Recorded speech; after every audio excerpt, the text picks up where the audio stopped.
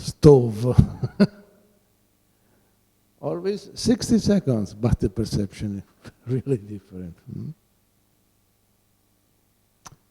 In addition, sentimental and emotional feelings make the passage time long or short-lasting.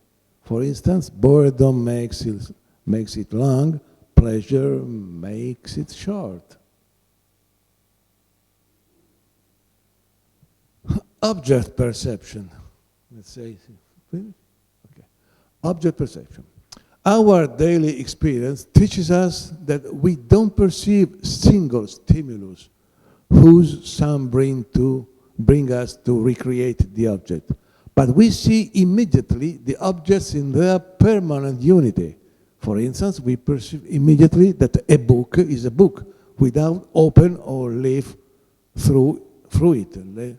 And we see these objects as distinct from other objects adjacent. For instance, a pencil placed on a paper sheet, we see the pencil distinct from the sheet. But the facts demonstrate that the physical world of an object not always corresponds exactly with the world that we can perceive, the phenomenal world. A phenomenon can be perceived also without being present, or on the contrary, being present but unable to see it, or even we see a thing different but by what reality really is. For instance, war and animal camouflage, optical illusions, mirage.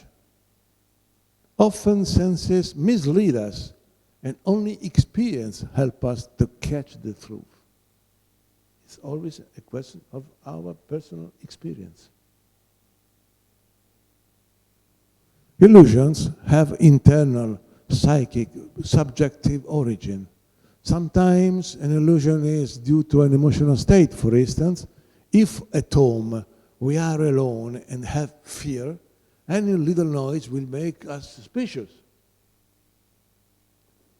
This is what teaches us that perception is not a photographic copy of external reality, but is a psychic function that processes data furnished by sensorial receptors, subordinating the single sensation to a certain totality, so that the particulars take different meanings accordingly with the belonging totality.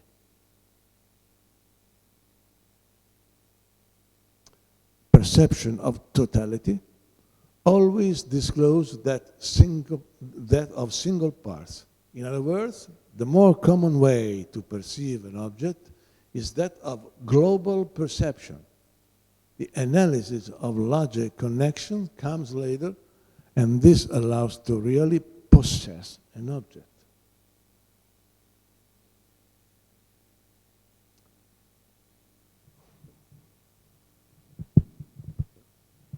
Perceptual constancy.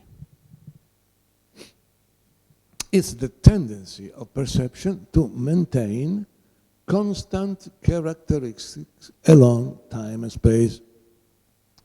The perceptual constancy allows to take decisions always based on real objects and environmental characteristics, even if the situations around are changed. In other words, constancy phenomena permit to recognize objects even in the more different and bad situation. For instance, loss of brightness. Constancies can be of 4 types, the following. Bulk. A person tall 170 meters appears to maintain his own bulk even if he is far away 2 meters or 10 meters. Nevertheless, the dimensions of the image on the retina change considerably.